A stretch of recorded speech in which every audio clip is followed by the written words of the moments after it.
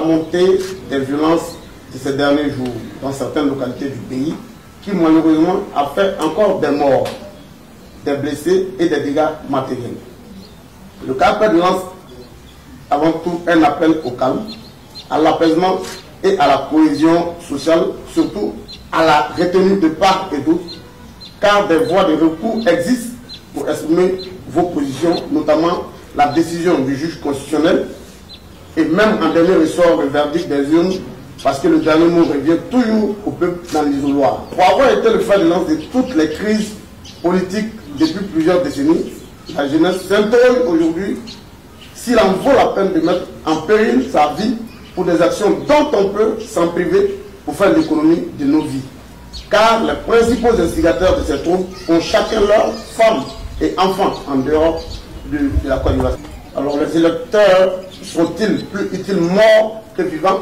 Au regard des acquis économiques, sociaux et surtout du leadership du président Alassane Ouattara, nous, au niveau du CARPED, soutenons sans embâche sa candidature.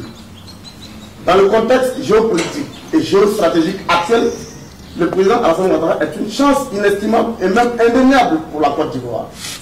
Pour cette raison, je vous présente deux cas de figure où deux peuples ont eu des leaders et deux positions différentes du traitement qu'on leur a donné. Alors, d'une part, il y a le peuple irakien avec feu le président Saddam Hussein et le peuple libyen avec feu le guide Mohamed Kadhafi. Au nom des fallacieux prétextes, ces différents leaders ont été lâchement assassinés par leur propre peuple.